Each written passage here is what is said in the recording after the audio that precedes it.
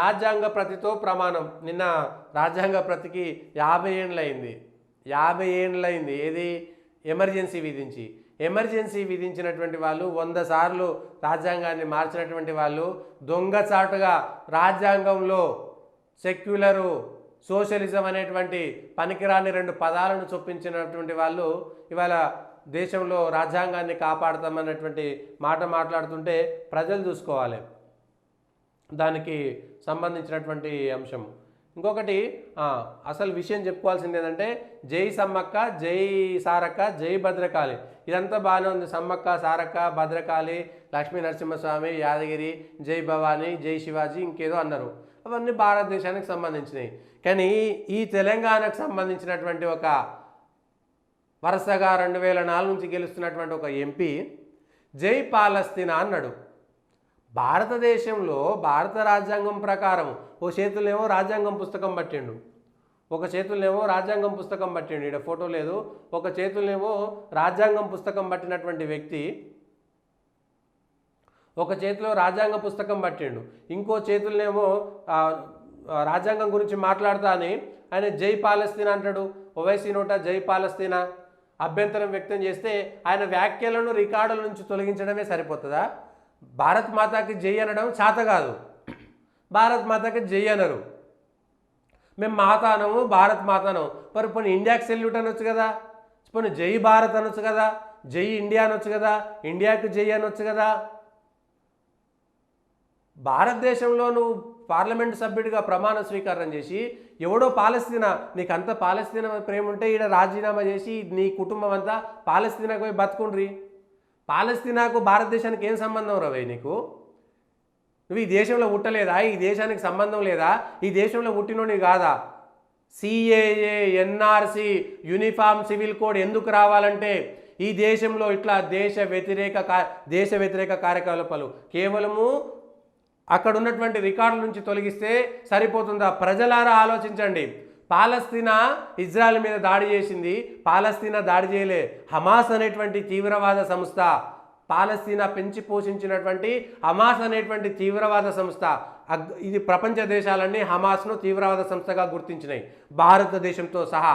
అంటే భారతదేశము తీవ్రవాద సంస్థగా గుర్తించినటువంటి హమాస్ అనేటువంటి ఒక సంస్థ ఇజ్రాయెల్ మీద దాడి చేస్తుంటే, భారతదేశం ఇజ్రాయెల్కు మద్దతు పలుకుతుంటే, పాలస్తీనాకు మద్దతు పలుకుతున్నటువంటి, పాలస్తీనా పెంచి పోషించినటువంటి హమాస్ తీవ్రవాద దాడికి ప్రత్యక్షంగా పార్లమెంటు సాక్షిగా చెప్పినటువంటి ఓవైసీ రాజ్యాంగం ప్రకారము ఎంపీగా ఉండడానికి అర్హుడా? ప్రజలారా ఆలోచించండి. మాకేం సంబంధం, మాకు టెక్నికల్గా సాంకేతికంగా లేదు అని వాడెవడో బారాముల్లా నుంచి తీవ్రవాదులకు బాంబులు పంపినటువంటి వ్యక్తికి, తీవ్రవాదులకు బాంబులు పట్టినటువంటి వ్యక్తి ఎంపీగా పోటీ చేశాడు. మరి భారత రాజ్యాంగంలో ఏమున్నది? ఇదేనా భారత రాజ్యాంగం? వాడెవడో ఖలిస్తాన్ తీవ్రవాదులకు మద్దతు పలికి నేను భారత రాజ్యాంగం మీద నాకు నమ్మకం లేదు, ఇండియా మీద నాకు నమ్మకం లేదు అనేటువంటి మాట మాట్లాడతాడు.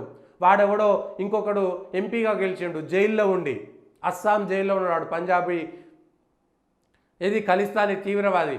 అవును, నేను ఖలిస్తానీ అని చెప్పుకొని తీవ్రవాద సంస్థకు నేరుగా ఉన్నాడు. ఇప్పుడు వాళ్లకు ఈయనకు తేడా ఏమున్నది? మరి ప్రజలంతా నిమ్మకు నీరెత్తినట్టు మాకేమున్నది, 5,000 పడ్డాయి, ఓట్లు వేస్తాం, ఓవైసీని ఎవరు గెలిపించారు? సో ఎవరు ఏం జరుగుతున్నది? భారతదేశంలో ఇప్పటికైనా ప్రజలు మేల్కుంటారా, మేల్కోరా? లేకపోతే భారతదేశాన్ని పలస్తీనాగా మార్చేస్తారా? నరేంద్ర మోడీ సర్కార్కు నిజంగా దమ్ము ధైర్యం ఉంటే, సుప్రీంకోర్టు ప్రధాన న్యాయమూర్తికి దమ్ము ధైర్యం ఉంటే దీనిపైన విచారణ చేసి ఆయన రాజ్యాంగ హక్కులన్నింటినీ తొలగించి ఓవైసీని పాలస్తీనాకు పార్సిల్ చేసి పంపాలి వెంటనే. లేకపోతే ఓవైసీ భారతదేశంలో ఉండడానికి అర్హుడు కాడే కాడు. ఎట్లుంటాడండి పాలస్తీనా జై అన్నట్టు? పాలస్తీనాకు మనకి ఏం సంబంధం? భారతదేశానికి ఏం సంబంధం? అక్కడ హమాస్ అనేటువంటి తీవ్రవాద సంస్థ ఇజ్రాయెల్లో 700 మంది అమాయకులను బలిగొన్నది. రేపొద్దున వీళ్ళందా అంటే భారతదేశంలో ఉండి భారతదేశంలో ఉన్న సమస్యల గురించి మాట్లాడడం చేతగానటువంటి వాళ్ళు పాలస్తీనాతో నీకేం సంబంధం? పోనీ పాలస్తీనా గురించి మాట్లాడాలంటే నువ్వు ప్రమాణ స్వీకారం చేసినట్టు, నువ్వు ఒక చేతులనేమో భారత రాజ్యాంగాన్ని పట్టుకొని జై పాలస్తీనా అనేటువంటి మాట మాట్లాడతారా? సో భారతదేశ పౌరులకు సిగ్గు, శరము, మానము, అభిమానము, ఇజ్జతు ఏమీ లేదు. 5 రూపాయలకు ఓట్లేసి 5 రూపాయలకు మర్డర్లు చేసేటువంటి రోహింగ్యాలను భారతదేశంలో మనం ఒప్పుకుంటాం. ఇంత దారిద్ర్యం. ఆ రోహింగ్యాలకు కూడా ఆధార్ కార్డులు, ఇంకా పాన్ కార్డులు, ఇంకేంటి పాస్పోర్ట్లు రోహింగ్యాలకు 5 రూపాయల కార్డు మర్డర్ చేస్తాడు. వాళ్ళకు వీళ్ళు తీసుకుపోయి బియ్యం ఇస్తారు.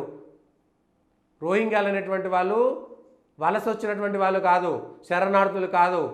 అక్రమంగా వచ్చినటువంటి రోహింగ్యాలకు మద్దతు తెలుపుతారు దిక్కు. అక్రమంగా వచ్చినటువంటి బంగ్లాదేశీలకు వీళ్ళు రేషన్ కార్డులు ఇస్తారు. అక్రమంగా వచ్చినటువంటి పాకిస్తానీలకు, నైజీరియన్లకు రేషన్ కార్డులు, ఆధార్ కార్డులు ఇస్తారు. ఏం జరుగుతున్నది పాత బస్తీలా? సో నరేంద్ర మోడీ ఎక్కడ ఫెయిల్ అయిందంటే ఇట్లాంటి చోట్లల్లా రైడ్ చేయకపోవడము, వెస్ట్ బెంగాల్ లాంటి ఏరియాలో రాష్ట్రపతి పాలన వేయకపోవడం అనేటువంటిది నిజంగా నరేంద్ర మోడీ ఫెయిల్యూరే. లేకపోతే బంగ్లాదేశ్ వాళ్ళు లక్షల మంది, కోట్ల మంది వాళ్ళ బంగ్లాదేశ్ వాళ్ళు వెస్ట్ బెంగాల్లో ఓటు హక్కుతో ఉన్నారు. కొన్ని లక్షల మంది ఉన్నారు పశ్చిమ బెంగాల్లో బంగ్లాదేశ్ నుంచి వలస వచ్చినటువంటి వాళ్ళను ఏరి పారేయాలి ఎక్కడికక్కడ. బంగ్లాదేశ్ విడిపోయిన తర్వాత మా దేశంలో నీకేం పని, పాలస్తీనాతో నీకేం సంబంధం? హైదరాబాద్, తెలంగాణ ప్రజలారా, రేపు పొద్దుగాల ఎవడో బాంబులు పట్టుకొని వచ్చినోడికి కూడా వీళ్ళు మద్దతు తెలిపారని నమ్మకం ఏమిటి? బాంబులు పట్టుకొచ్చినోడికి మద్దతు తెలిపారనేటువంటి నమ్మకం ఏమిటి? ఇగో ఆలోచించాలి తెలంగాణ ప్రజలు, హైదరాబాద్ ప్రజలు ఆలోచించాలి. మనం సేఫ్గా ఉన్నామా? రేపు పాలస్తీనాలో హమాస్ తీవ్రవాదం ఎవడైతే ఇజ్రాయెల్ మీద బాంబు దాడి చేసిండో, రేపు భారతదేశం మీద బాంబు దాడి చేస్తే కూడా వీళ్ళు పాలస్తీనాకు మద్దతు ఇస్తారా, భారతదేశానికి మద్దతు ఇస్తారా? ఈ దేశంలో CAA, NRC, uniform civil code అత్యవసరం అనేటువంటి దానికి ఇదొక పెద్ద ఉదాహరణ. అత్యవసరం అనడానికి ఇది ఒక పెద్ద ఉదాహరణ. ఇంతకంటే ఇంకెక్కువేం కావాలి? ఇంకేం చర్చలు అక్కర్లేదు. 10 రూపాయల కోసం ఓట్లేసి నాకు రేట్లు ధర పెరిగినాయి, పెట్రోల్ ధర పెరిగింది, అవన్నీ ఏం మాట్లాడతలేరు. ఈయనకు ఓట్లేసినటువంటి వాళ్ళు పెట్రోల్ ధర పెరిగినా ఆయనకు ఓట్లేసిరు, అడక తినేటోళ్ళు కూడా ఆయనకే ఓట్లేసిరు. కానీ ఇంకొక చోట మాత్రం అట్లా ఓట్లేయలేదు. దేశ ప్రజలంతా ఆలోచించాల్సినటువంటి సందర్భం, తెలంగాణ ప్రజలు, ఆంధ్ర ప్రజలు ఆలోచించాల్సినటువంటి సందర్భం ఇది. లేకపోతే ఈ దేశం ఎటువైపు పోతుంది ఆలోచించకూడదా? హైదరాబాద్లో ప్రజలు కాదా, మనుషులు కాదా? రేపు పొద్దుగాల హైదరాబాద్లో పాలస్తీనా ఉగ్రవాదులంతా ఈడికొస్తే ఎవరు మద్దతు తెలుపుతారంటే ఒక ఓవైసీ మద్దతు తెలుపుతాడని చెప్పడానికి స్పష్టమైనటువంటి ఆధారాలు మనకు కనబడుతున్నాయి. పాలస్తీనాకు మద్దతు తెలిపేటువంటి వాళ్ళంతా కూడా ఉగ్రవాదులే, వాడు ఏ పార్టీలో ఉన్నా సరే. ఎందుకంటే వాడంతా హమాస్కు మద్దతు తెలుపుతున్నట్టు. హమాస్ అనేటువంటిది ఉగ్రవాద సంస్థ. భారతదేశం హమాస్ను ఉగ్రవాద సంస్థగా గుర్తించింది. దాడి చేసింది హమాసు. పాలస్తీనా అనేటువంటిది హమాస్ను పెంచి పోషిస్తుంది. పాకిస్తాన్ ఐఎస్ఐని ఎట్లా పెంచి పోషిస్తుందో, లెబనాన్ అనేటువంటిది హిజ్బుల్లాను ఎట్లా పోషిస్తుందో, ఇంకోడు హౌతీ తీవ్రవాదం ఎట్లా, ఇంకొక దేశంలో ఐసిస్ అనేటువంటి తీవ్రవాదం ఎట్లనో హమాస్ అనేటువంటిది కూడా అట్లాంటి తీవ్రవాద సంస్థ. ఆ తీవ్రవాద సంస్థకు మద్దతు తెలిపినటువంటి ఓవైసీని ఈ దేశంలో ఉండకుండా ఆయన ఎంపీ పదవిని తొలగించే విధంగా దేశవ్యాప్తంగా ఉద్యమం చేయాల్సినటువంటి సందర్భం ఆసన్నమైంది. ప్రజలు ఇప్పుడు ఒక పోలింగ్ పెడతా, దయచేసి ఆ పోల్లో కూడా మీ మద్దతు తెలపండి. ఓవైసీని ఈ దేశంలో ఉండకుండా ఆయన ఎంపీని, రాజ్యాంగ పదవులన్నింటినీ ఆయన తొలగించే విధంగా తొలగించాలా వద్దా అనేటువంటిది ప్రజలు వీలైన ప్రతి చోట మాట్లాడాల్సినటువంటి సందర్భం ఇది. నరేంద్ర మోడీకి దమ్ముంటే ఇప్పటికైనా NRC, CAA, uniform civil code తీసుకురావాలి. 303 సభ్యులు ఉన్నప్పుడే మీరు తీసుకురాలేకపోయారు. ఇప్పుడు తీసుకొస్తారంటే మాకు నమ్మకం ఉందో లేదో. మీకు ఓటు వేసినటువంటి వాళ్ళందరూ కూడా ఇప్పుడు యూనిఫామ్ సివిల్ కోడ్ కోసము, ఎన్ఆర్సీ కోసం అడుగుతారు. మరి చంద్రబాబు నాయుడు ఎన్ఆర్సీకి, యూనిఫామ్ సివిల్ కోడ్కు నితీష్ కుమార్ మద్దతు ఇస్తున్నటువంటి Nitish Kumar uniform civil code తీసుకొస్తే వ్యతిరేకిస్తారా, అనుకూలిస్తారా చూడాలి. ఈ దేశంలో రాజ్యాంగం ఒకటైనప్పుడు అందరికీ ఒకే రాజ్యాంగం ఉండాలి. ఒకే రాజ్యాంగం లేకపోతే ఇట్లాంటి దరిద్రమైనటువంటి నినాదాలు ఈ భారతదేశంలో వస్తాయి. మీకు ఈ దేశంలో ఉండడం ఇష్టం లేకపోతే చలో ఓవైసీ అదేం దేశం అది, పాలస్తీనాకి వెళ్ళిపోండి. మీరు ఓవైసీకి దేశంలో ఉండడం ఇష్టం లేకపోతే మీరు పాలస్తీనాకి వెళ్ళిపోండి. అయితే ఈ దేశంలో ఉండేటువంటి వాళ్ళు విదేశీ విధానం గురించి మాట్లాడకూడదంటే మాట్లాడవచ్చు. ఎక్కడ మాట్లాడాలి, ఎట్లా మాట్లాడాలి అనేటువంటి విషయం ఉంటుంది. నువ్వు ఒక సభ్యుడిగా ప్రమాణ స్వీకారం చేస్తూ, భారతదేశ రాజ్యాంగం మీద ప్రమాణ స్వీకారం చేస్తూ జై పాలస్తీనా అనేటువంటి మాట ఎట్లా మాట్లాడతావు నువ్వు? ఇది తెలంగాణ ప్రజలారా ఆలోచించాల్సినటువంటి సందర్భం ఆసనమైంది. ఇది 1కి 2 సార్లు కాదు, 100 సార్లు దీని మీద డిస్కషన్ జరగాలి. 5 ఏళ్ల దాకా జరగాలి, మళ్ళీ ఎన్నికల దాకా జరగాలి. ఈ దేశంలో కొత్త చట్టం వచ్చే విధంగా ఇగో ఇట్లా దేశానికి వ్యతిరేకంగా మాట్లాడే వాళ్ళందరినీ చంపి పడేసేదాకా ఒక కొత్త చట్టం తేవాలి, లేకపోతే ఈ దేశమే ఉండదుగా, ఈ దేశమే ముక్కలైపోతుంది. ఓడో పాలస్తీనా వచ్చి ఇప్పుడు రేపు పొద్దుగాల పాత బస్తీ నాదని అక్కడ కంచెలు కట్టుకుంటే ఇప్పుడు ఓవైసీ పాలస్తీనానికి మద్దతు ఇస్తాడా, లేకపోతే భారతదేశానికి మద్దతు ఇస్తాడా? రేపు పొద్దుగాల హమాస్ తీవ్రవాదులు పాత బస్తీలో ఉంటే హమాస్ తీవ్రవాదులకు మద్దతు ఇస్తాడా, భారతదేశానికి మద్దతు ఇస్తాడా?